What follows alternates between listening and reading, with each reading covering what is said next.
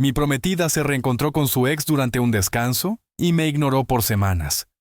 Regresó esperando una boda, pero yo tenía otros planes que nunca imaginó. Si aún no estás suscrito al canal, haz clic en el botón de suscripción y activa la campanita para no perderte ninguna de nuestras historias. Tu apoyo significa todo para nosotros. Si esta historia te parece interesante, déjale un like. También me encantaría saber de qué ciudad eres. Déjanos el nombre de tu ciudad en los comentarios. Ahora, empecemos con la historia.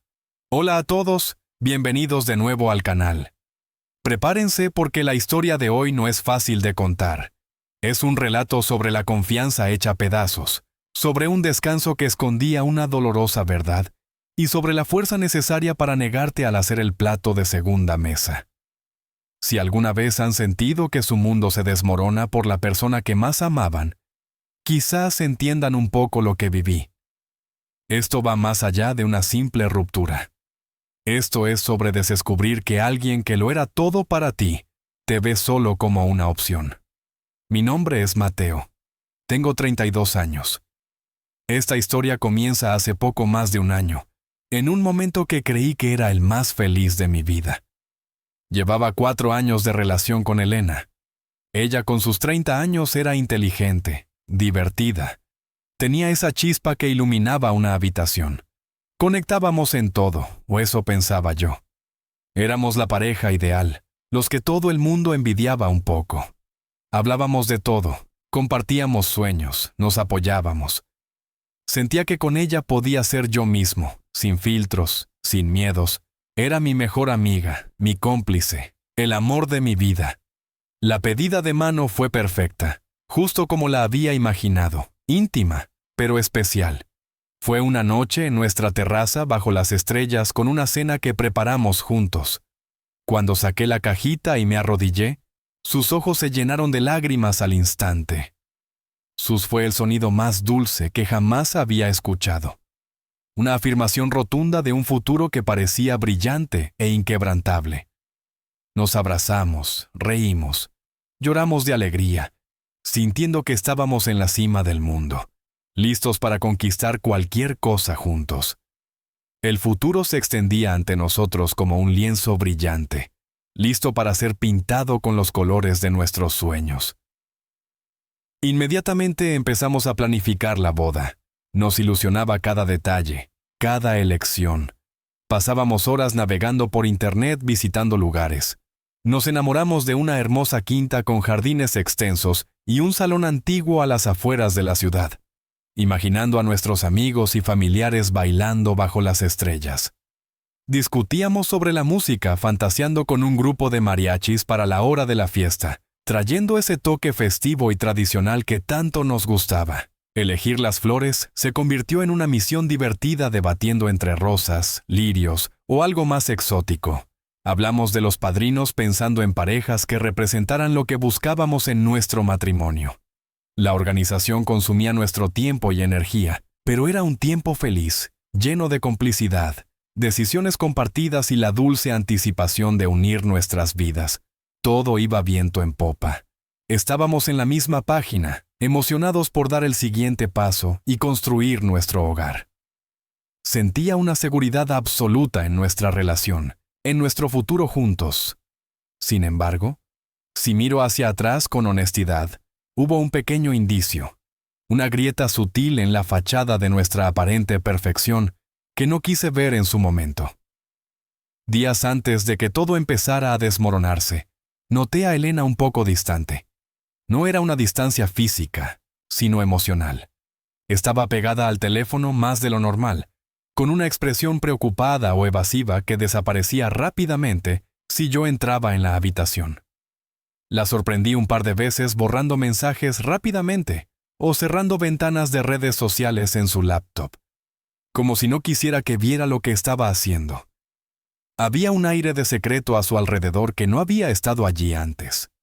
Le pregunté si algo iba mal, si estaba estresada por la inminente avalancha de preparativos finales de la boda o por cualquier otra cosa, pero lo negó rotundamente, cada vez con una sonrisa forzada que no llegaba a sus ojos.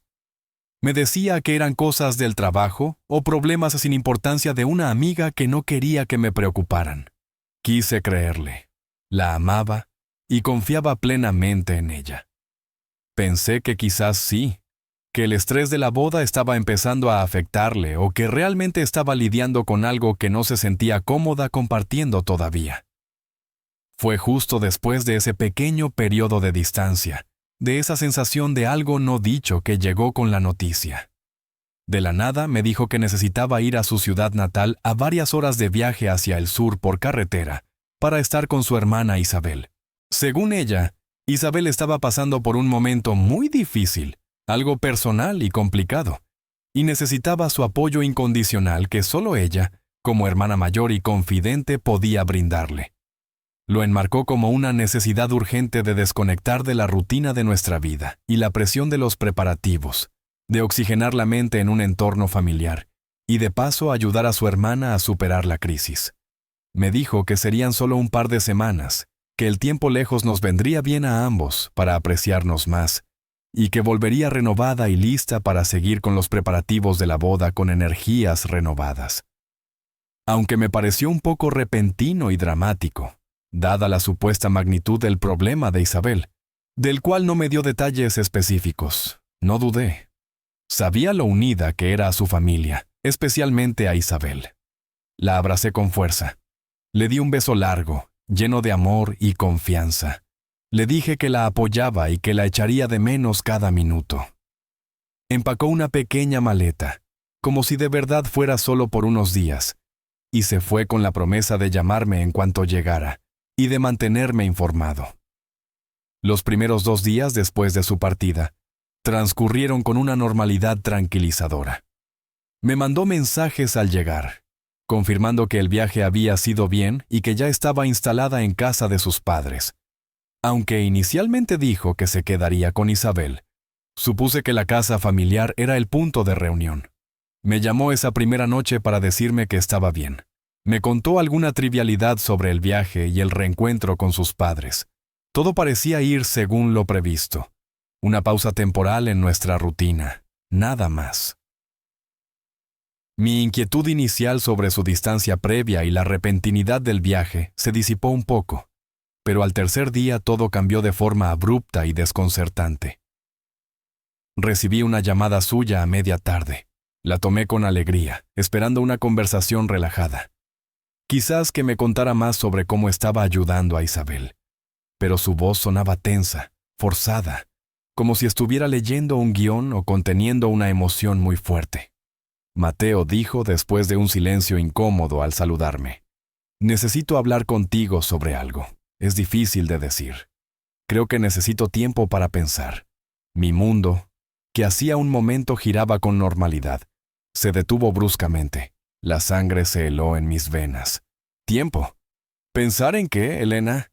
¿Qué pasa? ¿Es por la boda? ¿Estás abrumada por los preparativos? ¿Hice algo mal? Por favor, dime qué sucede». Mis preguntas salieron atropelladamente, llenas de confusión, pánico y una naciente ansiedad que rápidamente se volvió arrolladora. No me dio una respuesta clara. Evadía mis preguntas directas con habilidad frustrante. Solo repetía que se sentía abrumada, que necesitaba tiempo para sí misma, para aclarar su cabeza, que no sabía lo que quería, que no quería forzar las cosas. La conversación fue extraña, inconexa, llena de silencios incómodos de mi parte mientras intentaba procesar la bomba que acababa de lanzar. Terminó con ella prometiendo vagamente que hablaríamos pronto, que me mantendría al tanto, pero la sensación que me dejó fue de que algo fundamental se había roto en ese instante y que ella no estaba siendo completamente honesta. Colgué el teléfono, miré la pared completamente petrificado. ¿Qué diablos acababa de pasar? Después de esa llamada, el silencio se instaló de forma ominosa. Al principio, intenté darle el beneficio de la duda. Quizás realmente necesitaba ese espacio, ese tiempo para ella sola. Le envié mensajes cortos, sin presión. Solo un «¿Cómo estás? Espero que te encuentres mejor. Aquí estoy si necesitas algo». Pero las respuestas dejaron de llegar. Luego ni siquiera veía que los leyera. Los tics de confirmación se quedaron en azul. La llamé un par de veces más en los días siguientes. La primera suavemente, la segunda con un poco más de urgencia en la voz, pero no contestó. Mi ansiedad se disparó. Lo más preocupante para mí, que conocía sus hábitos digitales mejor que nadie, fue que dejó de publicar en redes sociales. Ni una foto, ni un comentario, ni una historia.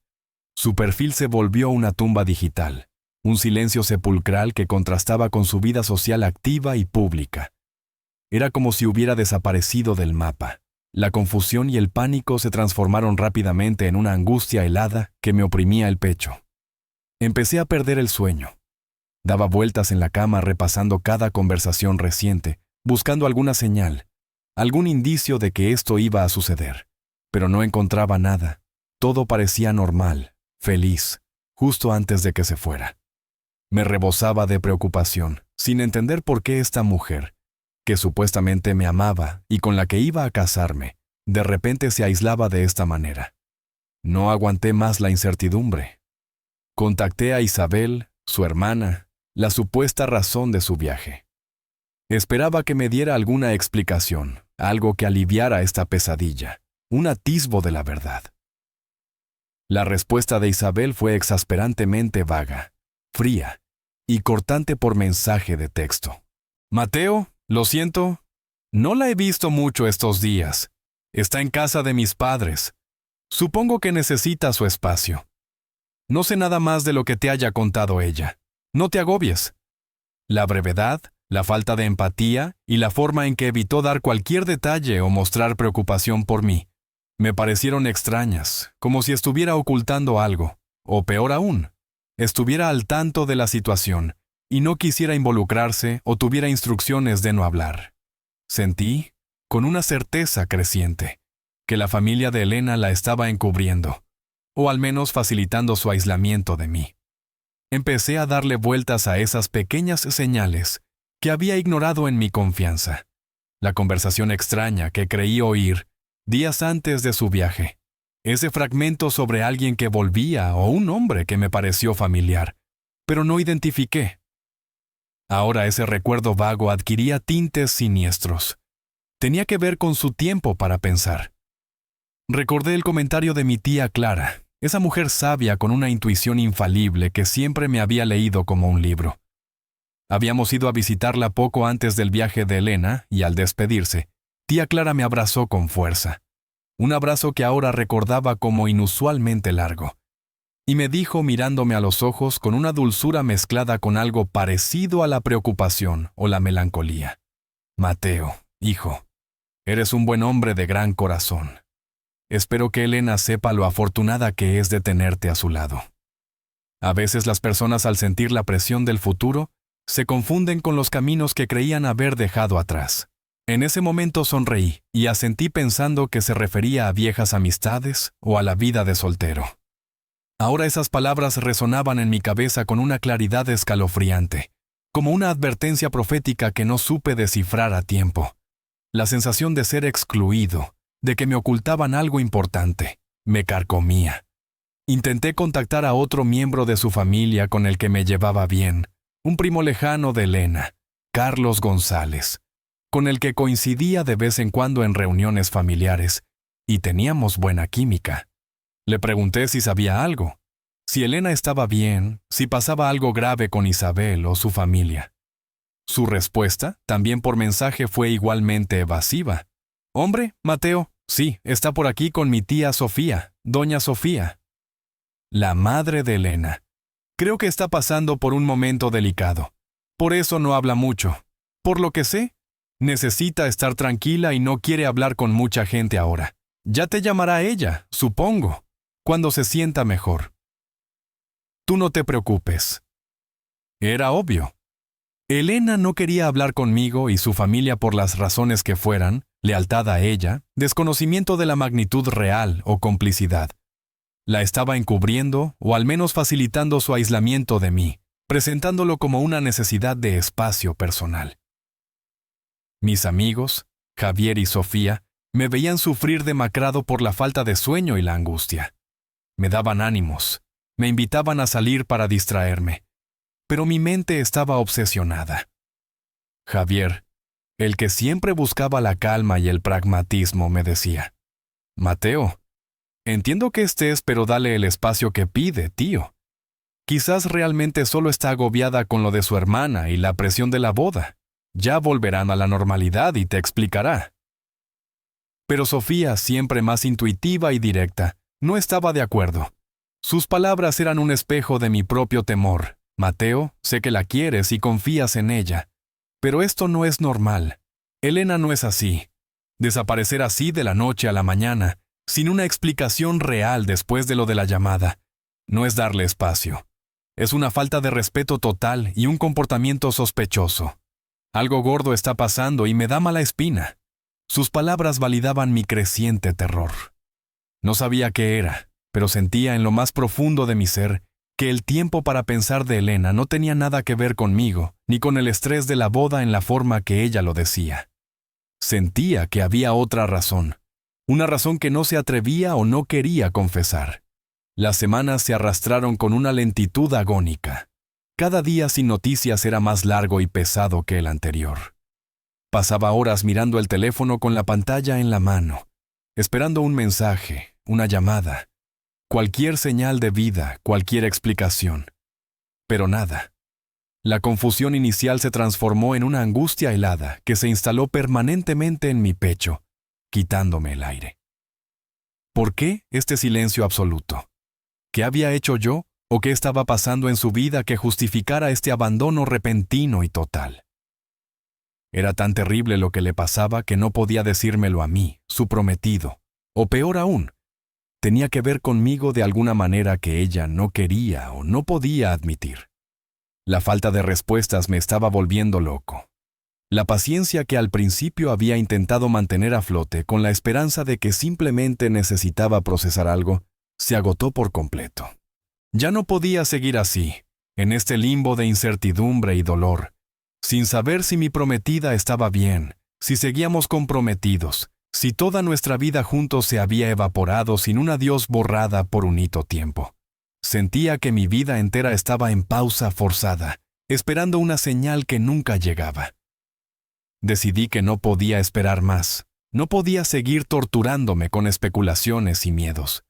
Si ella no iba a venir a mí con la verdad, yo iría a buscarla. Tenía que saber por mi propia salud mental, por mi dignidad. Hablé con Javier y Sofía, les expliqué mi decisión.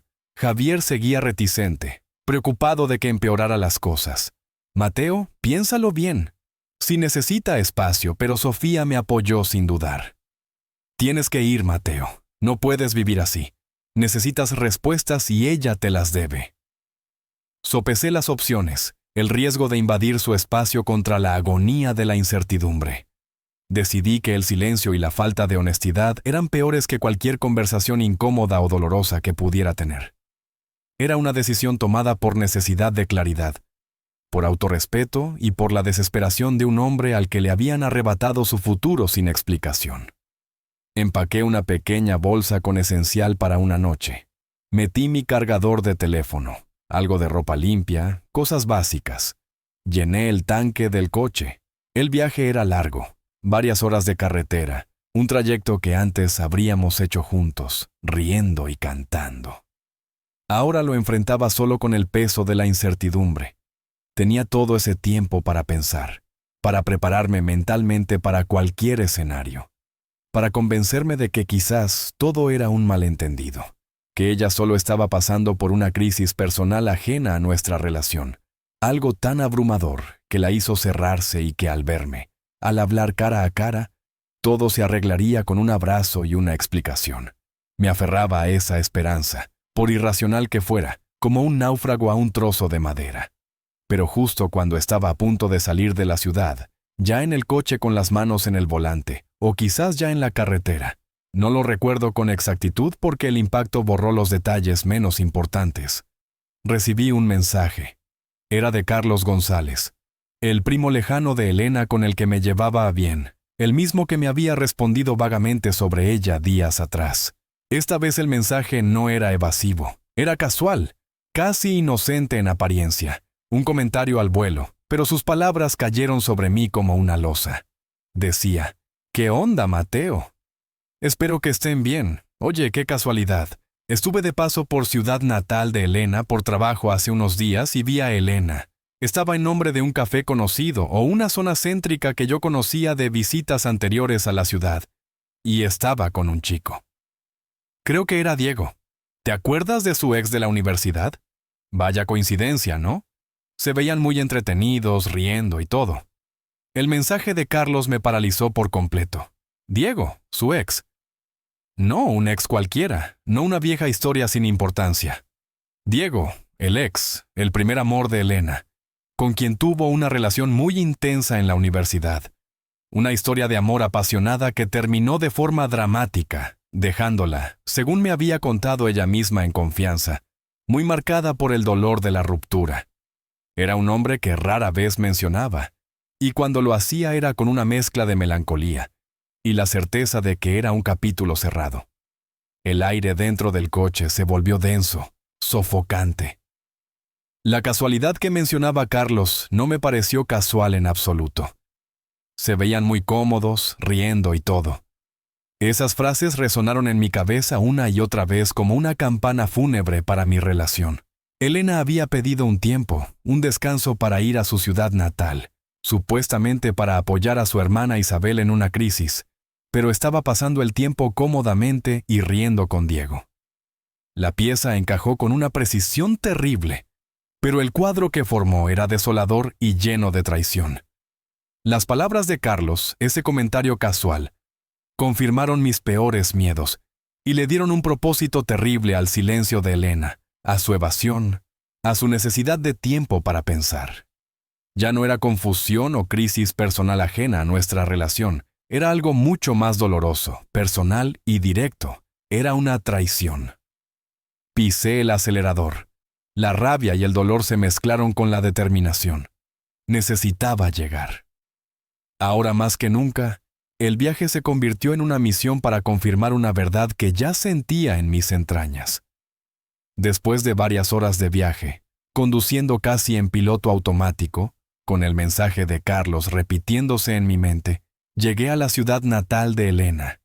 El nudo en mi estómago se había transformado en una piedra helada, pesada y dolorosa. El sol de la tarde empezaba a caer, proyectando largas sombras.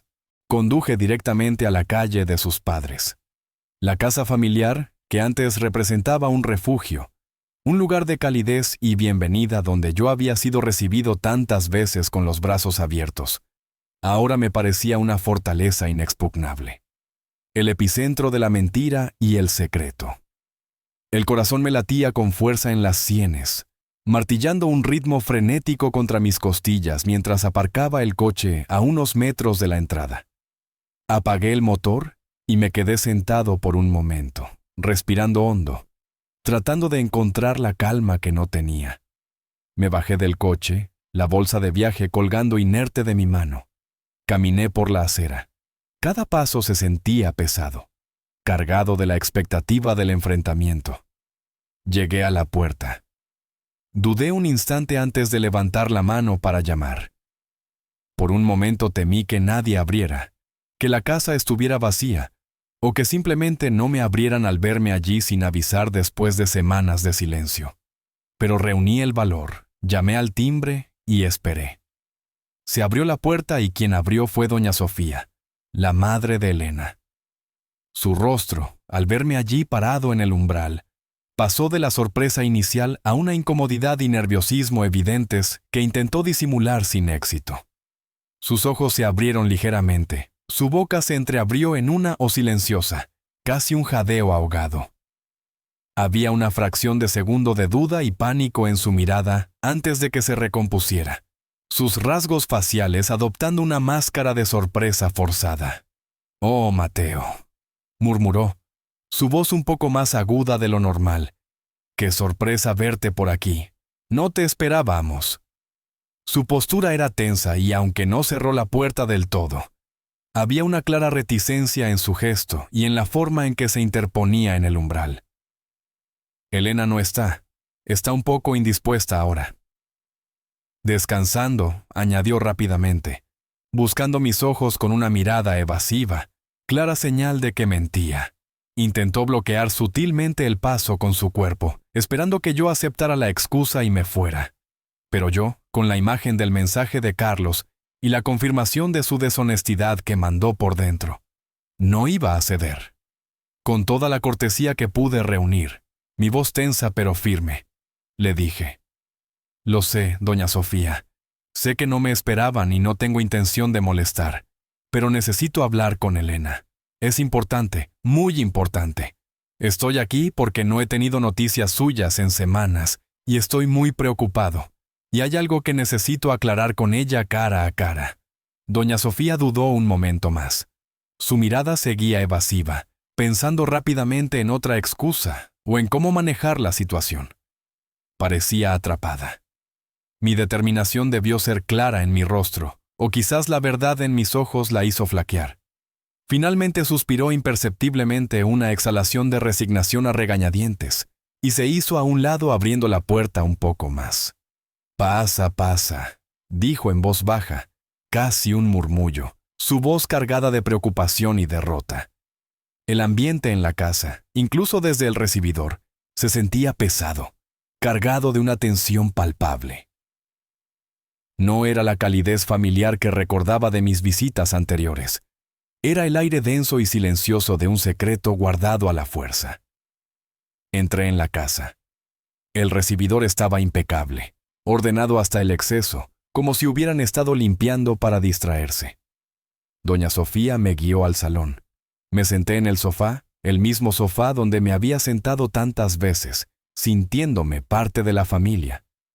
Ahora me sentía como un extraño, un intruso. El silencio se cernía sobre nosotros. Doña Sofía se movía nerviosamente por la habitación, alisando cojines que ya estaban perfectos, evitando mi mirada directa. Justo entonces apareció Elena. Salió de un pasillo lateral y al verme allí sentado en el salón, se detuvo en seco en la entrada. Se quedó inmóvil por un instante, completamente petrificada. Su rostro reflejaba la misma sorpresa, el mismo pánico que vi en su madre al abrir la puerta, pero magnificado. Sin la máscara de compostura, estaba pálida, sus ojos muy abiertos, como si hubiera visto un fantasma que no esperaba encontrar en el salón de su casa. Estaba claro, terriblemente claro. No esperaba que apareciera y mucho menos que la encontrara allí.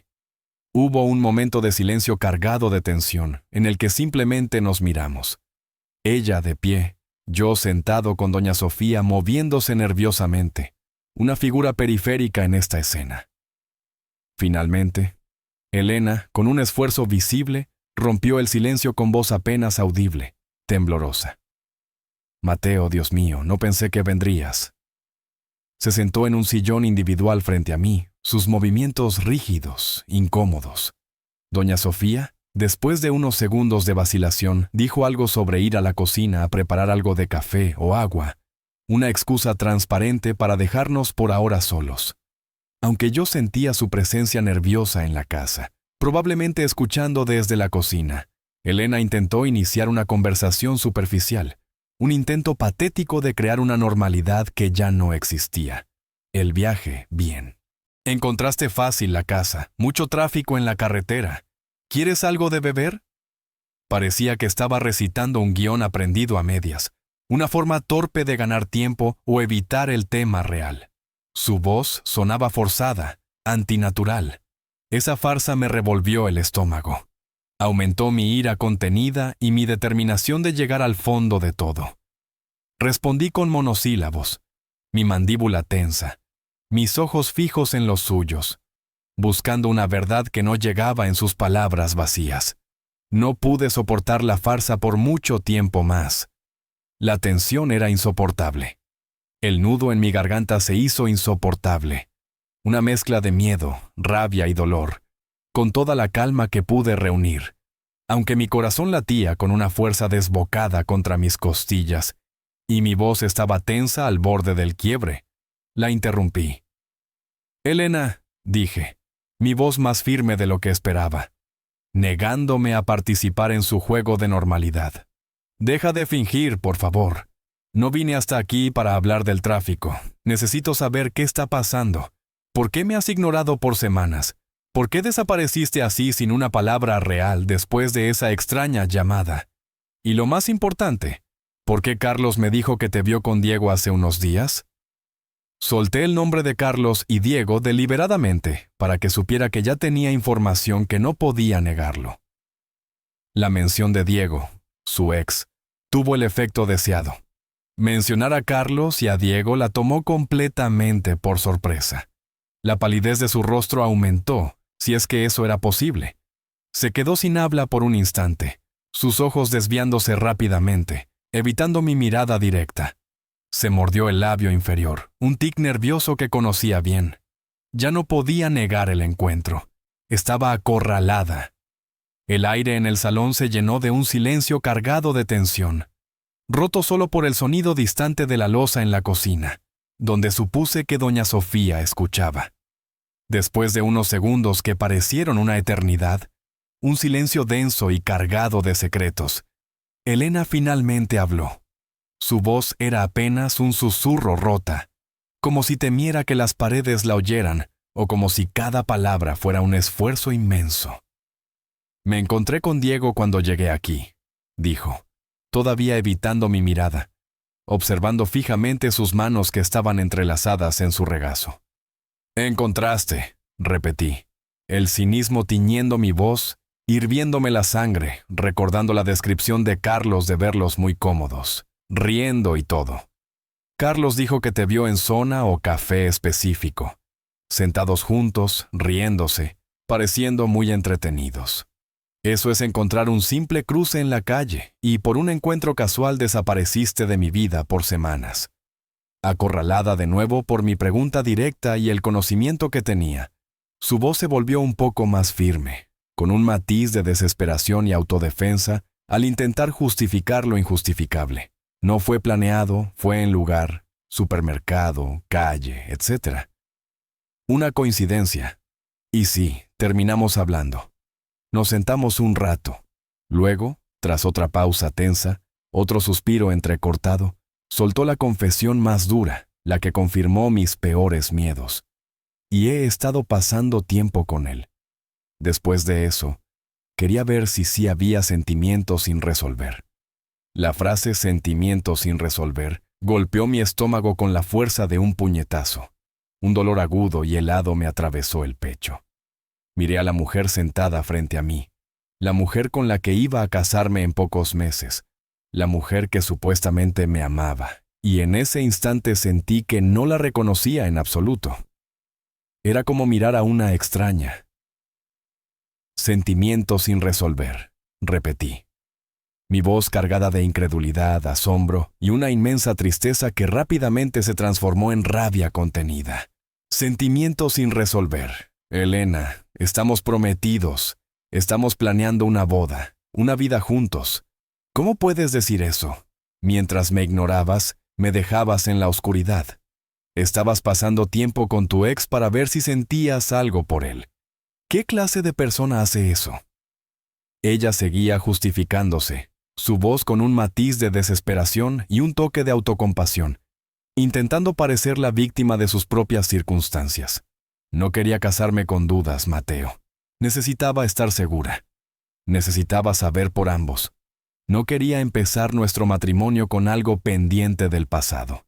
Intentó girar la situación, culpar a factores externos, incluso insinuando sutilmente que quizás la presión de la boda me había cambiado, que yo estaba distante, que ella sentía que algo faltaba en nuestra relación, buscando desesperadamente excusas para su comportamiento en mí o en las circunstancias, en lugar de asumir su propia responsabilidad. Mi furia contenida hasta entonces, la rabia que había estado fermentando durante semanas de silencio y angustia, empezó a hervir con una intensidad que me hacía temblar. Me negué a aceptar sus excusas por ambos. ¿Crees que esto me beneficia de alguna manera? ¿Has destrozado la confianza? Me has causado un dolor que nunca antes sentí. Ahora tengo más dudas que nunca. Pero no sobre nosotros, sino sobre ti, sobre quién eres realmente. gracias a tu deshonestidad. Dejarme en la oscuridad por semanas, preocupado, sin saber nada, temiendo lo peor. Es 1000 veces peor que haber sido honesta desde el principio y decirme que tenías dudas o que habías visto a Diego. Eso es cruel, Elena. ¿Cómo pudiste hacerme esto? Le eché en cara cada noche sin dormir, cada mensaje sin respuesta. La humillación de tener que viajar para forzar esta conversación y descubrir la verdad de esta manera tan cruel. En ese momento, doña Sofía, la madre de Elena, reapareció en el salón, quizás alertada por el tono de mi voz, que había subido a pesar de mis esfuerzos por controlarlo. Entró con una expresión de preocupación forzada en el rostro, intentando proyectar calma en medio de la tormenta. Se acercó a Elena, puso una mano sobre su hombro y luego se giró hacia mí intentando intervenir, suavizar la situación como si fuera una simple discusión de pareja. Mateo, hijo, por favor, cálmate. No hables así. Elena está confundida. Es un momento difícil para ella. Necesita tiempo para entender sus sentimientos. Es joven. Dale una oportunidad. Piensa en todo lo que han construido juntos, en la familia, en la boda. Es una tontería estropearlo todo por esto. Intentó ponerse descaradamente del lado de su hija, pidiendo comprensión para Elena, minimizando la gravedad de la traición y utilizando la boda y el futuro que ella había puesto en riesgo como herramientas para presionarme, para hacerme sentir culpable por mi reacción. La intervención de doña Sofía, su intento de proteger a su hija a costa de mi dolor, su insistencia en la boda que Elena misma había dinamitado, su falta total de reconocimiento del daño que se me había hecho, solo aumentó mi frustración y mi decepción. Me giré hacia ella, mi voz tensa pero controlada, tratando de mantener la educación a pesar de todo. Doña Sofía, con todo respeto, aprecio su preocupación por Elena, pero esto no se trata de una simple confusión. Se trata de una elección. Una elección de ser deshonesta, de ignorarme, de buscar a otra persona mientras yo esperaba. Y no pienso en la boda ahora mismo, porque la persona con la que iba a casarme estaba explorando sentimientos sin resolver con su ex, con Diego, mientras yo la esperaba en casa, solo y preocupado. Esa es la verdad, por muy incómoda que sea. Luego me volví a Elena, mis ojos fijos en los suyos, una mezcla de tristeza, rabia y finalidad en mi mirada. ¿Y tú, Elena?, dije con una voz que sentía que no era mía, fría y distante. No puedes justificar esto diciendo que necesitabas estar segura por ambos, o que no querías empezar nuestro matrimonio con dudas. Has hecho exactamente eso. Has destrozado la confianza y has plantado una duda que ya no se puede quitar. Me has faltado al respeto de la peor manera posible. Me has tratado como una opción. La conversación siguió dando vueltas en círculos viciosos. Elena insistía en su confusión, en que no quería dañarme, en que no sabía lo que sentía, en que lo de Diego ya no importaba. Yo le repetía con una calma forzada que escondía un volcán de emociones, que sus acciones gritaban más fuerte que sus palabras, que el daño estaba hecho no solo por estar con Diego, sino por la forma en que eligió manejarlo, por el silencio, por el engaño. Me di cuenta de que no íbamos a llegar a ninguna parte. Ella no entendía o no quería entender la magnitud de su falta. La confianza estaba rota. Irreparablemente, ya no había base sobre la que construir. Fue una revelación dolorosa, pero clara, como un cristal que se rompe en 1000 pedazos. No podía seguir ahí. No podía escuchar más excusas, más justificaciones vacías. Me levanté del sofá. Elena y doña Sofía me miraron sorprendidas por mi acción, sus rostros reflejando pánico ante la inminencia de mi partida. Las miré a ambas. A Elena con una mezcla de decepción, un dolor profundo que me llegaba hasta los huesos y una naciente sensación de finalidad y liberación. A doña Sofía con la tristeza de darme cuenta de que la familia en la que quería entrar, la madre que veía con respeto, era capaz de encubrir y justificar este tipo de comportamiento. Con la voz firme, pero sin rabia, simplemente con la determinación de un hombre que había llegado a su límite, usando las mismas palabras que Elena había usado conmigo días antes. Le dije: «Tienes razón, Elena. Necesito tiempo para pensar». Su mirada reflejó un shock total. No esperaba que usara eso contra ella. Fue mi forma de devolverle el golpe, no con crueldad, sino con la verdad de sus propias acciones. No esperé su respuesta, ni una palabra, ni un ruego. Tomé mis llaves y la bolsa de viaje que había dejado junto a la puerta. Las cogí en silencio. «Me voy», dije simplemente mi voz final, sin espacio para la discusión. Me dirigí a la puerta sin mirar atrás. Salí de la casa dejando atrás a Elena y a su madre, y cerré la puerta suavemente. Sentí que cerraba un capítulo entero de mi vida, el más importante hasta entonces. El aire de la calle me pareció fresco y limpio, a pesar del dolor que me desgarraba por dentro. El viaje de regreso a casa fue una tortura silenciosa. La carretera parecía interminable. La rabia inicial se había desvanecido, dejando paso a un dolor inmenso, un vacío en el pecho que dolía con cada respiración. Repasaba cada momento de la conversación, cada justificación vacía de Elena, la incomodidad de su madre, la imagen de ella diciendo que necesitaba ver si tenía sentimientos sin resolver con Diego. Era como si estuviera reviviendo la herida una y otra vez. Las lágrimas corrían por mis mejillas sin control. Una liberación silenciosa de la angustia acumulada durante semanas. Sentía que había perdido no solo a la mujer que amaba, sino también el futuro que habíamos construido con tanto cuidado, con tanta ilusión. Al llegar a mi departamento me sentí perdido, vacío. Entré en el silencio de mi hogar, un silencio que antes era cómodo, ahora parecía resonar con la ausencia de Elena, con el eco de su traición. Me encerré. No quería ver a nadie, no quería hablar, solo quería desaparecer. Pero mis amigos, Javier y Sofía, no me dejaron solo en mi dolor. Habían estado preocupados desde que emprendí el viaje. Me llamaron incansablemente, me enviaron mensajes. Finalmente cedí y les pedí que vinieran. Les conté todo desde el momento en que Elena me pidió el tiempo, el silencio, el mensaje de Carlos, el viaje, la conversación, la confesión, la intervención de su madre, mi decisión de irme. Lo conté todo con la voz entrecortada por la emoción, reviviendo cada momento doloroso al relatarlo. Su reacción fue de indignación absoluta. Javier, el que siempre buscaba la calma, estaba furioso. «No puedo creerlo, tío.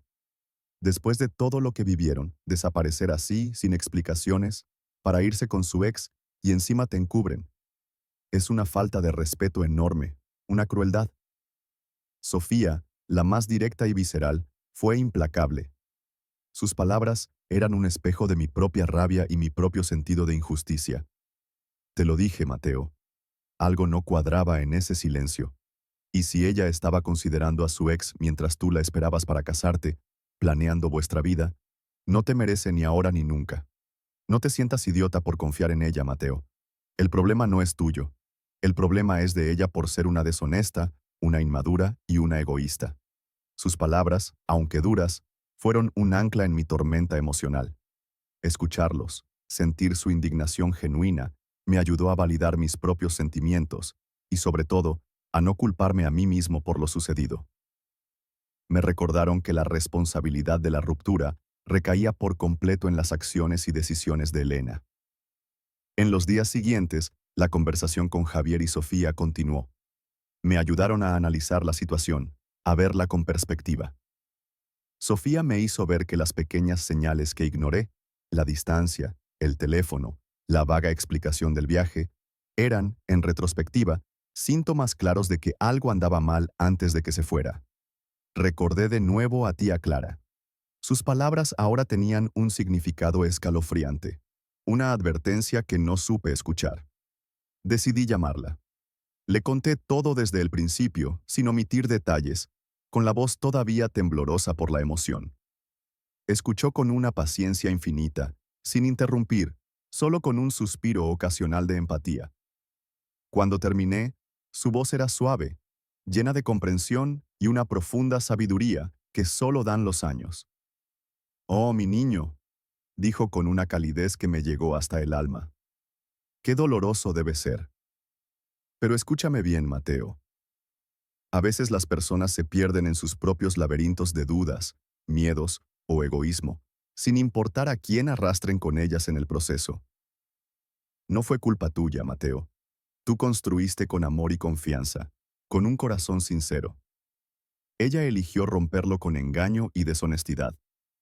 Tu valor no disminuye por las malas acciones de otra persona. Tú mereces más que ser la opción de reserva de nadie, el premio de consolación si lo que buscan en otro lado no funciona.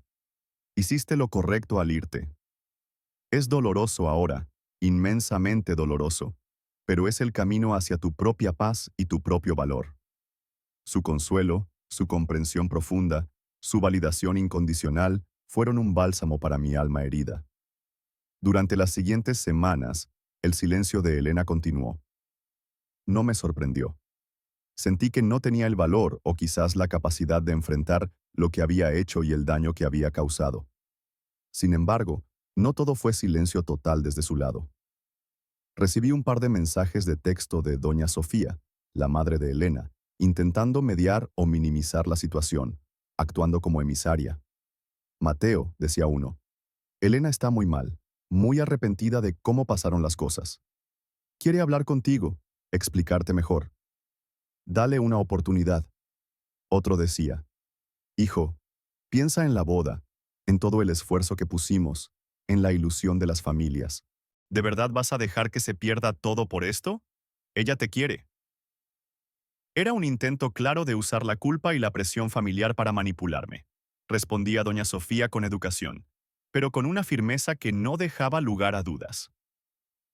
Doña Sofía, aprecio su preocupación por Elena de verdad, pero la decisión está tomada y es definitiva.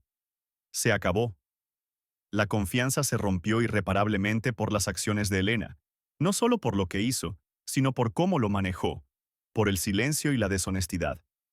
No hay vuelta atrás posible. Por favor, no insistan más. No hubo más mensajes de ella ni de Isabel. Parecían haber aceptado, al menos por el momento, mi postura. El golpe más difícil después del dolor emocional fue empezar a desmantelar los planes de boda, tener que llamar al salón para cancelar la fecha, hablar con los proveedores de la música, las flores, el fotógrafo. Cada llamada, cada explicación, cada disculpa que tenía que dar a los proveedores era una punzada de dolor, un recordatorio tangible del futuro que se había evaporado. Informar a la familia y a los amigos cercanos fue también agotador y doloroso. Era como desenterrar el futuro que habíamos planeado juntos, pedazo a pedazo, y verlo morir en mis manos. Hubo momentos de debilidad, de duda, de preguntarme si debería haber intentado arreglarlo de otra manera, si el amor verdadero no debería ser capaz de superar obstáculos como este. Me preguntaba si fui demasiado duro, demasiado rápido en mi decisión, pero la imagen de ella con Diego, su deshonestidad deliberada, su falta de valentía para hablar conmigo y su intento de usar un descanso como excusa mientras exploraba su pasado. Todo eso me recordaba porque no podía hacerlo. No podía construir un matrimonio sobre una base de mentiras, desconfianza y la sensación de haber sido una opción de respaldo. No podía perdonar la forma en que me había humillado y herido. No, no podía.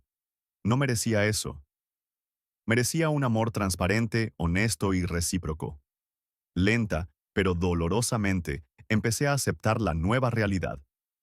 La tristeza era inmensa, un pozo profundo, pero se mezclaba con una naciente sensación de alivio, de liberación y, sobre todo, de autorrespeto por haberme puesto a mí primero.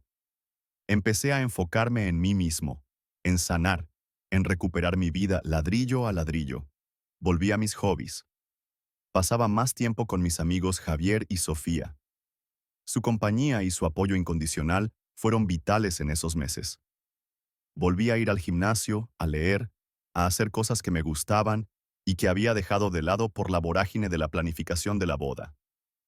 La sabiduría de tía Clara seguía resonando en mí, recordándome mi propio valor. No buscaba activamente una nueva relación. Necesitaba tiempo para mí, para curar las heridas y reconstruir mi propio fundamento. Sentía que estaba recuperando mi equilibrio, mi fuerza interior. La paz, aunque a veces frágil y salpicada de momentos de tristeza, se había instalado lentamente en mi vida. Pasaron varios meses desde la última vez que vi a Elena en casa de sus padres. La herida de la ruptura no había desaparecido por completo, pero se había convertido en una cicatriz menos dolorosa, algo que llevaba conmigo, pero que ya no me impedía avanzar. Había reconstruido mi rutina. Me enfoqué en mi trabajo con renovado vigor. Volví a socializar activamente. Ya no pasaba noches en vela. Sentía que estaba recuperando mi equilibrio, mi fuerza interior. La vida, aunque diferente a la que había planeado, había vuelto a tener color.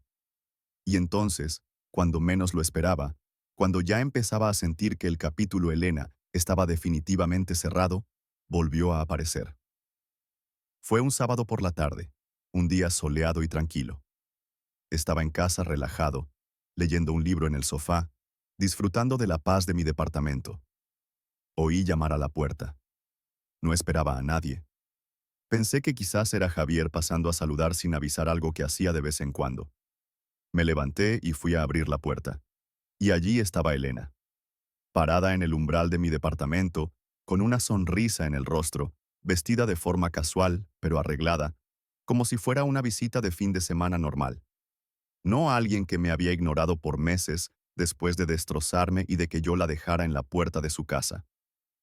Parecía que el tiempo no hubiera pasado para ella, que no hubiera habido drama, dolor, traición y silencio.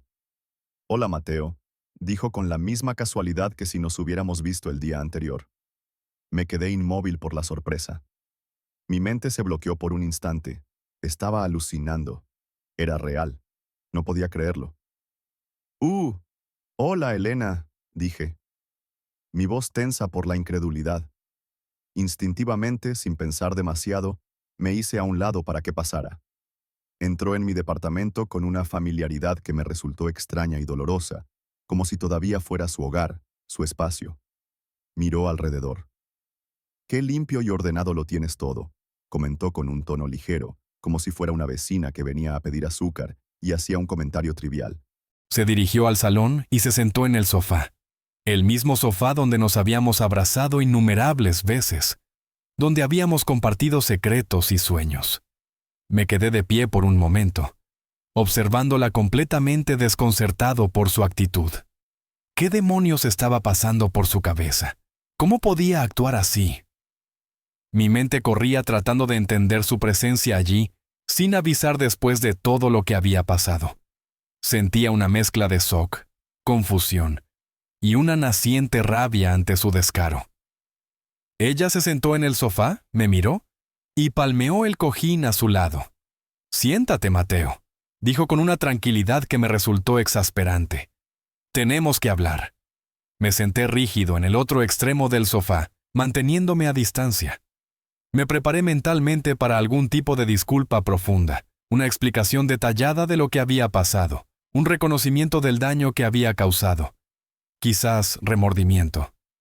Pero en lugar de eso, lo que salió de su boca en cuanto se sentó, me dejó completamente helado de asombro y rabia. Empezó a hablar de la boda. «Bueno, he estado pensando», dijo, como si nuestra conversación anterior en casa de sus padres, el fin de nuestro compromiso, mi dolor, su engaño, nunca hubiera sucedido. El salón todavía tiene nuestra fecha disponible milagrosamente, y estuve viendo unos vestidos nuevos por internet. El que me probé la última vez no me terminaba de convencer. Creo que deberíamos mirar otras opciones. Continuó hablando de los preparativos, del catering, de la lista de invitados, de las flores que podríamos usar del grupo de música. Incluso mencionó algo sobre el depósito que sus padres habían dado para el lugar, que no querían perder, o la ilusión que su madre y tías todavía tenían por la boda, intentando, de forma burda y transparente, usar la culpa y la presión familiar como herramientas para manipularme y convencerme de retomar todo. Era tan surrealista, tan ajeno a la realidad del causado, que por un momento pensé que estaba teniendo algún tipo de alucinación. Realmente esperaba sentarse en mi sofá, en mi departamento, meses después de abandonarme y romperme el corazón, y simplemente retomar los planes de boda como si nada hubiera pasado. La absurdidad de la situación era tan grande que casi me hizo reír una risa histérica. No pude contenerme más. La farsa, el descaro, la desconexión total con la realidad de la situación. Todo eso me hirvió la sangre. La corté en seco, mi voz calmada pero gélida, cada palabra cargada de la rabia contenida de los últimos meses. Elena, dije, mi mirada fija en la suya, intentando descifrar la locura en sus ojos. ¿Qué estás haciendo aquí? ¿De qué estás hablando? La boda. Me miró genuinamente confundida por mi reacción, como si no entendiera por qué no estaba saltando de alegría, aliviado de que ella hubiera vuelto para retomar nuestros planes. ¿Qué? Estoy hablando de nosotros, Mateo, de arreglar las cosas, de nuestra boda. No pude evitar una risa corta y amarga, llena de incredulidad y dolor. Era el tipo de risa que dice, «Estás bromeando». «Arreglar las cosas», repetí inclinándome hacia ella, mi voz bajando a un tono peligroso. ¿Te refieres a la relación que decidiste poner en pausa mientras aclarabas tus sentimientos con tu ex? ¿A esa relación que ignoraste por semanas, sin una palabra, sin una explicación, mientras yo me moría de angustia? ¿A esa relación que destrozaste con tu deshonestidad? Vuelves aquí meses después como si nada y esperas que te diga, «Sí, claro, sigamos con la boda». Su rostro palideció ligeramente, pero se recompuso rápido, adoptando una expresión de defensa. «Eso ya pasó, Mateo», dijo rápidamente, como si fuera un error menor, un pequeño tropiezo sin importancia. Lo de Diego, me di cuenta de que no sentía nada. Fue solo el pasado llamando a la puerta. Un error. Me di cuenta de que a quien quiero, de verdad, es a ti. Por eso estoy aquí para que volvamos a estar juntos, para casarnos. Ya no pude sentarme más. Me levanté del sofá, empezando a caminar por el salón, incapaz de quedarme quieto. La rabia, el dolor y la incredulidad se mezclaban en mi pecho. ¿Y esperas que simplemente me crea eso? Que después de meses de silencio, después de lo que hiciste, simplemente regreses y esperes que te reciba con los brazos abiertos, listo para retomar la boda, para casarme contigo como si nada hubiera pasado. ¿De verdad escuchas lo que estás diciendo, Elena? ¿No te das cuenta de lo absurdo, de lo cruel que suena eso? Ella se encogió un poco sin esperar la intensidad contenida en mi voz, aunque no estaba gritando. Necesitaba tiempo, repitió con una voz más baja. No quería hacerte daño, no sabía lo que sentía. No querías hacerme daño, Elena. Mi voz se alzó un poco a pesar de mí mismo. Me ignoraste por semanas y me dejaste colgado sin saber nada. Tuve que ir a buscarte para enterarme de que estabas con tu ex mientras supuestamente ayudabas a tu hermana. Mentiste, desapareciste, y ahora vienes aquí meses después diciendo que no querías hacerme daño. Dejarme en la oscuridad, temiendo lo peor, es 1000 veces peor que haber sido honesta desde el principio y decirme, «Mateo, tengo dudas. Vi a mi ex. Necesito tiempo. ¿No es así, Mateo?» Intentó rebatir con un matiz de desesperación en su voz. Estaba confundida. No sabía lo que sentía en ese momento, y no quería empeorar las cosas si no estaba segura. ¿Empeorar las cosas? La interrumpí de nuevo, levantando las manos en señal de frustración y asombro. Empeoraste las cosas en el momento en que elegiste desaparecer y ponerte en pausa en lugar de hablar conmigo, y empeoraste las cosas con cada día que pasaba en silencio. Y me dejaste colgado preguntándome qué demonios había pasado mientras tú explorabas tu pasado con Diego. ¿Entiendes siquiera el daño que eso me causó? La humillación, la inseguridad. Abrió la boca para responder con una expresión herida en el rostro, pero la corté con firmeza, mi voz cargada de una convicción que sentí hasta en los huesos. No, no lo entiendes, dije mirándola directamente a los ojos. Porque si lo entendieras de verdad, si tuvieras una mínima idea del dolor y la confusión que me causaste, No estarías aquí sentada en mi sofá esperando que simplemente olvide todo y sigamos adelante como si nada. No podrías. Su expresión era ahora una mezcla de sorpresa, herida y rabia contenida. Parecía darse cuenta de que mi resistencia era real, que no iba a ceder fácilmente. Intentó un último enfoque, volviendo a la carta de la víctima y el arrepentimiento. Cometí un error, dijo en voz baja, su voz sonando frágil.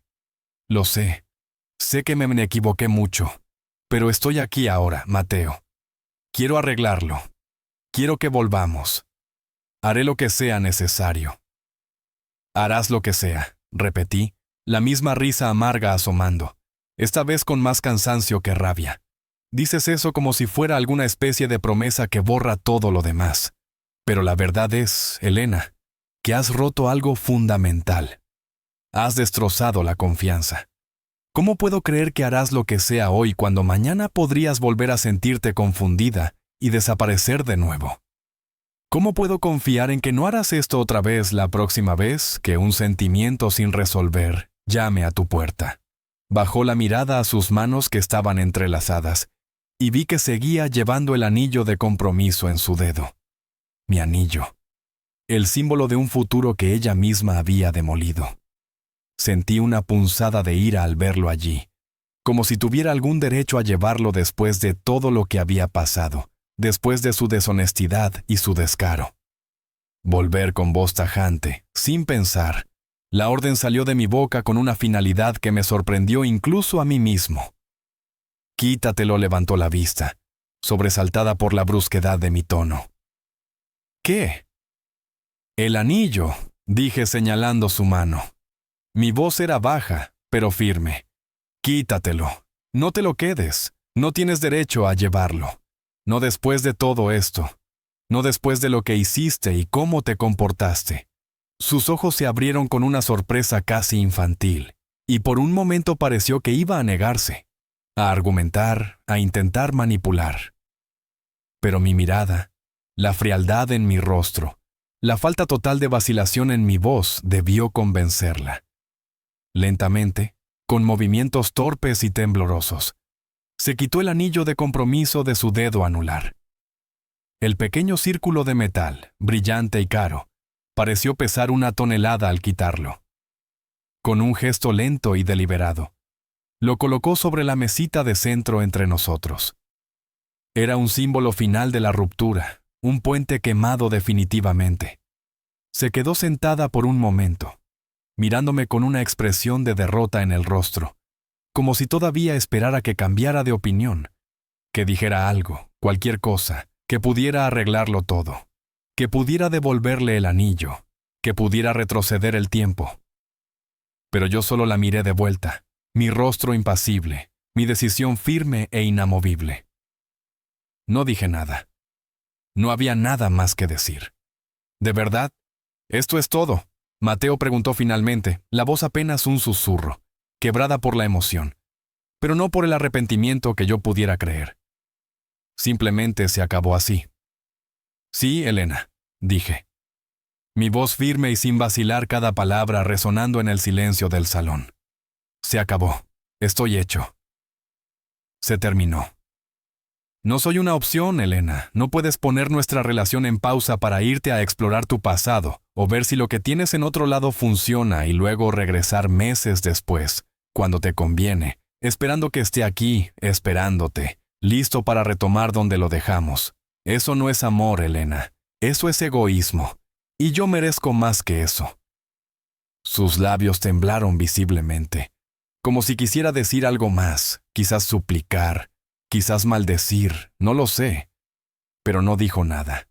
En lugar de eso, se levantó lentamente del sofá con la mirada baja y caminó en silencio hacia la puerta. Me quedé sentado observándola irse. Sentí que con su partida se iba la última chispa de lo que fuimos, del futuro que habíamos soñado. Y por primera vez en mucho tiempo, a pesar del dolor residual, me sentí libre. Esa noche, después de que Elena se fuera, me quedé sentado en el sofá mirando el anillo que descansaba sobre la mesita de centro, brillantemente pulido, un símbolo de un futuro que ya no existía. Se sentía surrealista, como si los últimos meses, todo el drama, el dolor, el engaño, el regreso de Elena, la confrontación final, todo hubiera sido un sueño retorcido del que no podía despertar. Pero al sentarme allí en el silencio de mi departamento con el anillo como prueba tangible, una cosa quedó perfectamente clara. Había tomado la decisión correcta. Dolía muchísimo, pero había defendido mi valor. No iba a permitir que nadie me tratara como una opción secundaria, como un plan B, como algo que podían poner en pausa y retomar a conveniencia. Merecía algo mejor que eso. Y finalmente, después de mucho dolor y confusión, estaba listo para defender mi propio autorrespeto.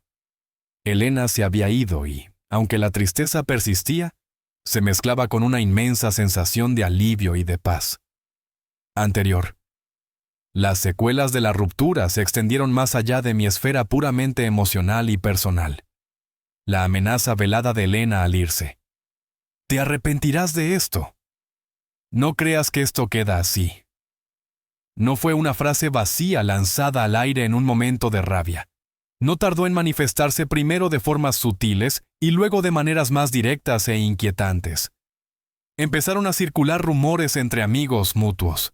Amigos en común me comentaban con cierta incomodidad que Elena, o quizás su madre, doña Sofía, actuando como su emisaria, había estado diciendo cosas negativas sobre mí, insinuando que yo la había dejado de la noche a la mañana, que ya la había olvidado y que estaba saliendo con otras personas, intentando claramente justificar su propio comportamiento o hacerme quedar mal ante nuestro círculo social compartido. Los chismes me irritaban profundamente. Me parecían una extensión de su manipulación, pero no me sorprendían. Era su forma de distorsionar la realidad para no enfrentar su culpa, para victimizarse. Pero luego la amenaza tomó una forma más tangible y perturbadora. El acecho. Al principio pensé que era paranoia mía, secuelas de la tensión y el estrés. Vi un coche parecido al suyo aparcado a varias calles de mi departamento una tarde cuando volvía del trabajo. Lo descarté como una coincidencia. Luego, una semana después, la vi pasada en el supermercado al que suelo ir, y pareció esconderse rápidamente en otro pasillo al verme. Otra coincidencia, me dije intentando convencerme. Pero empezó a pasar más a menudo, con una frecuencia que ya no podía atribuir a la casualidad. La veía cerca de mi trabajo a la hora de salida o en cafés por mi barrio los fines de semana, siempre a cierta distancia, actuando como si estuviera ocupada con su teléfono, como si no me viera, pero yo sabía, con una certeza helada, que estaba allí observando. Era inquietante. No intentaba hablarme, no hacía una escena, no se acercaba directamente, simplemente estaba presente. Una sombra persistente en mi periferia, una vigilancia silenciosa que me ponía los nervios de punta. Intenté cambiar mis rutinas, tomar rutas diferentes para ir al trabajo, ir a otros supermercados, pero parecía que ella encontraba la manera de estar cerca, de hacerse notar sin interactuar. La tranquilidad y la paz que había empezado a ganar se vieron empañadas por esta extraña y silenciosa vigilancia.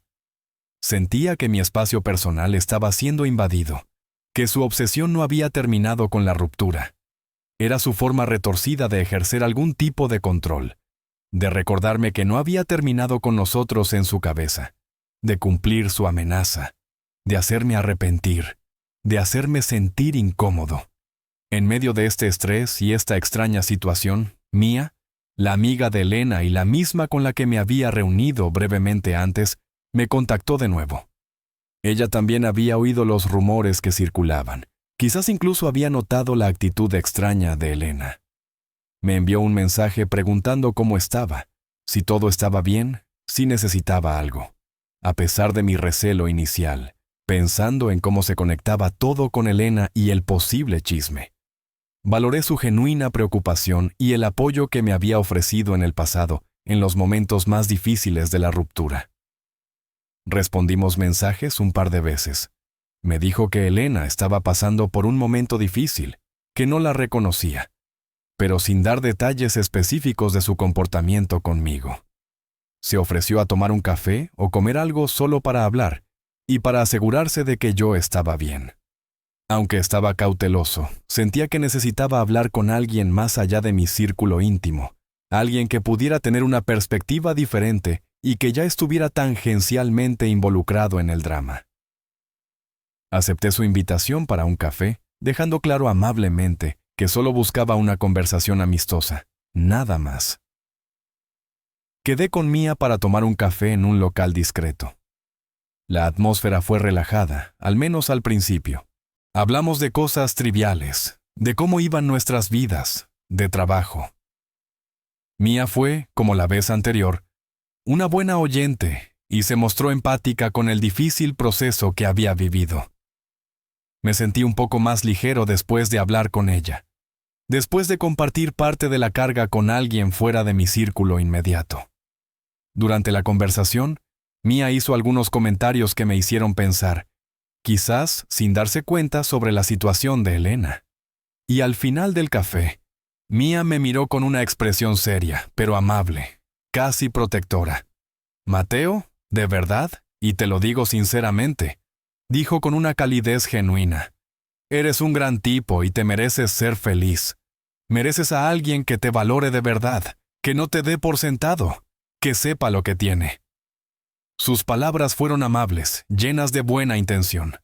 Pero sentí una ligera incomodidad ante la posibilidad de que mis límites no estuvieran lo suficientemente claros o de que ella tuviera esperanzas que yo no podía corresponder.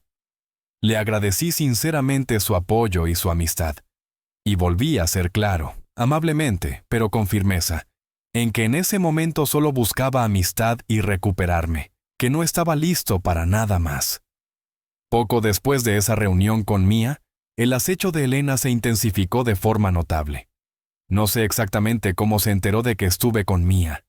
Quizás Mia publicó una foto inofensiva en redes sociales donde aparecíamos juntos en el café, o quizás algún amigo mutuo que nos vio como Carlos, o algún otro conocido se lo comentó a Elena o a su madre. En cualquier caso, la noticia probablemente distorsionada por el chisme y la propia percepción retorcida de Elena llegó a ella y pareció enfurecerla de una manera desproporcionada. Para su mente, supongo, significaba que yo la había reemplazado rápidamente y encima con su amiga, lo cual, en su lógica posesiva, era una doble traición mía. El acecho dejó de ser sutil, se volvió más frecuente, más descarado, casi agresivo en su persistencia. Me esperaba fuera de mi edificio más a menudo, a veces durante periodos largos. Una vez cuando salí a comer con Javier, la vimos sentada en un coche aparcado al otro lado de la calle, a plena vista, mirando fijamente hacia el restaurante. Fue escalofriante. Nos sentimos como animales en un zoológico. Otro día la vi seguirme a varias cuadras mientras caminaba a hacer un recado, manteniendo una distancia, pero sin disimulo. La veía en lugares que no frecuentaba antes, como si estuviera investigando mis hábitos para estar presente. No intentaba acercarse para hablar. Su objetivo no era la comunicación, era una forma de acoso silencioso, una demostración de su presencia, un recordatorio de su obsesión y de su amenaza incumplida de hacerme arrepentir. Esta vigilancia constante y no deseada me agotaba emocionalmente. Me ponía ansioso. Sentía que mi espacio personal y mi tranquilidad estaban siendo invadidos de forma persistente. Era su forma retorcida de ejercer algún tipo de control sobre mí, de recordarme que en su cabeza la historia no había terminado, de cumplir su amenaza de una manera perturbadora. Fue después de uno de esos episodios particularmente inquietantes, tal vez después de verla aparcada cerca de mi edificio por tercera vez en una semana, o de notar que me seguía durante más tiempo de lo normal, que encontré algo. Estaba volviendo a casa una tarde y al acercarme a mi coche aparcado en la calle, vi una nota doblada atrapada bajo el limpiaparabrisas. Sabía de quién era antes, incluso de tocarla. Reconocí su letra al instante. Cogí la nota con precaución, la abrí. No era una disculpa, No era una explicación sincera, no era una rendición, era una mezcla tóxica y manipuladora de autocompasión. Estoy destrozada sin ti, Mateo. No sé cómo seguir mi vida. Justificaciones retorcidas. Todo pasó tan rápido. La presión me confundió. Lo de Diego no significó nada. Fue solo el pasado que se cruzó. Intentar culparme sutilmente. Te alejaste. No me entiendes. Nunca me entendiste del todo. Estás siendo cruel ahora. Recuerdos nostálgicos manipuladores. ¿No te acuerdas de X momento feliz que vivimos? ¿Cómo puedes tirar eso a la basura y una insistencia desesperada en que podíamos arreglarlo, que nuestro amor era real, que estábamos destinados a estar juntos y que yo estaba cometiendo un error terrible al dejarla ir? Era un intento burdo y desesperado de evocar lástima, de sembrar la duda, de manipularme para que volviera. No mencionaba el acecho, por supuesto, pero el contexto en el que encontré la nota después de días de su vigilancia la hacía aún más perturbadora. Leer esa nota después de semanas de acecho silencioso y la forma en que me había tratado no me hizo sentir compasión. Me confirmó una vez más que Elena seguía completamente perdida en su propio egoísmo y en su incapacidad para enfrentar la realidad y asumir la responsabilidad de sus actos. No había arrepentimiento real, solo desesperación manipuladora. La nota solidificó mi resolución de que había tomado la decisión correcta al terminar la relación y que necesitaba poner fin a su comportamiento acosador. Me hizo darme cuenta de que no solo la relación era insalubre, sino que ella misma parecía estar lidiando con problemas más profundos que yo no podía ni quería solucionar. La nota, combinada con el acecho constante y cada vez más descarado, me hizo darme cuenta de que no podía seguir ignorando la situación. Elena no iba a parar por sí sola, y su comportamiento estaba empezando a afectar seriamente mi tranquilidad y mi sensación de seguridad. Necesitaba ponerle fin de una vez por todas, de una manera que fuera decisiva, pero que evitara en lo posible una confrontación directa que pudiera escalar. Consideré varias opciones. Podía intentar hablar con ella en persona de nuevo, pero temía su reacción impredecible y no quería arriesgarme a una escena o a poner en peligro mi seguridad emocional o física. Podía seguir ignorándola, pero el acecho no cesaba. Podía hablar con mis amigos o con tía Clara sobre esto, pero sentía que era un problema que tenía que intentar resolver yo primero, sin alarmarlos demasiado si podía evitarlo. Podía considerar involucrar a la policía si el acecho continuaba o escalaba a algo más amenazante. Pero antes de llegar a eso, quería intentar un último recurso, una comunicación clara, firme y definitiva, hecha de una manera que dejara un registro. Decidí enviarle un mensaje de texto, un mensaje que fuera conciso, que no dejara lugar a dudas, que estableciera límites claros y que mostrara que yo era plenamente consciente de su comportamiento.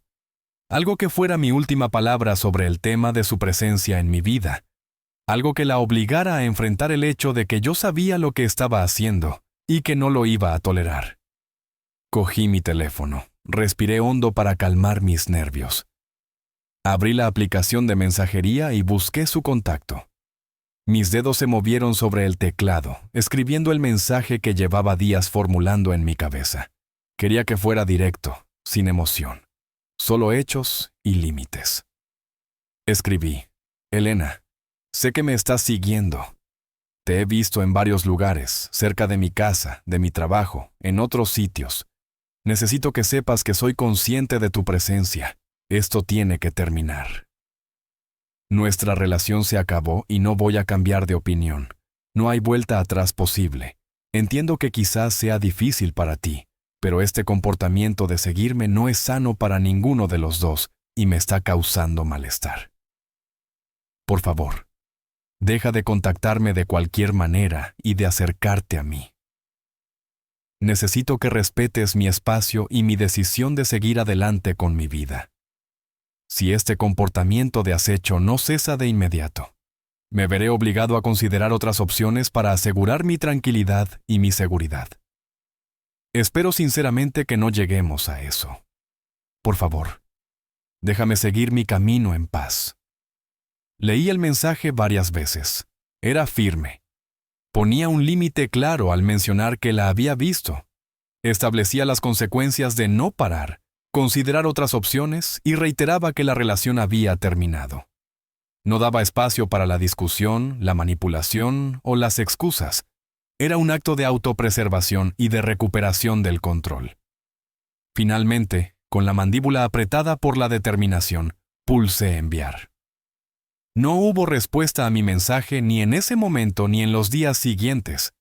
No la esperaba sinceramente, pero para mi inmenso alivio, el mensaje tuvo el efecto deseado. El acecho cesó. Al día siguiente de enviar el mensaje, su coche no estaba aparcado en mi calle. No la vi cerca de mi trabajo. Los días pasaron sin avistamientos, sin sentir esa mirada constante sobre mi nuca. Sentí que por fin la sombra que había estado planeando sobre mí durante meses se había disipado por completo. La paz que tanto anhelaba, una paz verdadera y duradera, comenzó a instalarse. Mía me contactó un par de veces más después de eso. Había oído por los chismes que la cosa se había puesto tensa de nuevo. Fui honesto y amable con ella, pero mantuve los límites claros y firmes que había establecido. Le expliqué, sin entrar en demasiados detalles escabrosos sobre el acecho, que necesitaba alejarme completamente del drama con Elena y concentrarme en sanar y en mí mismo. Le reiteré que valoraba su amistad y su apoyo en un momento difícil, pero que necesitaba evitar cualquier complicación adicional o cualquier cosa que pudiera reavivar el conflicto. Establecí límites claros, pero respetuosos, asegurando que nuestra relación se mantuviera estrictamente platónica y sin potenciales malentendidos. Ella, para mi alivio, lo entendió y respetó mi postura, mostrando una madurez que contrastaba con la de Elena. Reflexionando sobre toda esta experiencia, me di cuenta de cuánto había crecido y cambiado. Fue un proceso increíblemente doloroso, lleno de confusión, traición, angustia y miedo. Perdí a la persona con la que creí que pasaría el resto de mi vida de la forma más inesperada y cruel. Tuve que desenterrar un futuro entero, pedazo a pedazo. Enfrenté la deshonestidad, el egoísmo, la manipulación y finalmente un comportamiento inquietante. Pero a través de todo eso, también descubrí una fuerza interior que no sabía que poseía. Aprendí a defenderme, a poner límites claros, a no aceptar menos de lo que merezco. Aprendí a confiar en mi intuición y en los consejos de mi tía Clara y Sofía. Aprendí que merezco honestidad, respeto, transparencia y un amor verdadero y recíproco, no ser la opción de reserva de nadie. El plan B para cuando lo que buscas en otro lado falla. La cicatriz de lo que pasó con Elena siempre estará ahí. Un recordatorio de lo frágil que puede ser la confianza y lo profundo que puede ser el dolor de la traición. Pero ya no me define, ya no me quita el sueño. La paz que siento ahora no es solo la ausencia de problemas o drama. Es la presencia de autorrespeto, de dignidad recuperada, y la certeza de haber tomado las decisiones correctas, por difíciles que fueran en su momento. Estoy reconstruyendo mi vida ladrillo a ladrillo con la ayuda invaluable de mis verdaderos amigos Javier y Sofía, y la sabiduría tranquila de mi tía Clara. El anillo de compromiso, ese símbolo de un futuro roto, sigue guardado en un cajón, un recordatorio silencioso de una lección aprendida. El futuro aún es incierto como el de todos, pero por primera vez en mucho tiempo lo miro sin miedo, listo para lo que venga, sabiendo mi valor y negándome a conformarme con menos de lo que merezco. Ya no soy el hombre que esperaba preocupado en la oscuridad. Soy el hombre que eligió la verdad, el respeto propio y la luz. Gracias por escuchar mi historia. Fue difícil revivirla, pero quizás compartirla ayude a alguien más que esté pasando por algo similar. Si tienen alguna experiencia parecida o algún consejo que me quieran dar ahora que estoy en este nuevo capítulo, déjenlo en los comentarios. Cuídense mucho, valoren a quienes los valoran de verdad. Y recuerden siempre que su valor no depende de si alguien los elige o no. Eligen ustedes mismos cada día,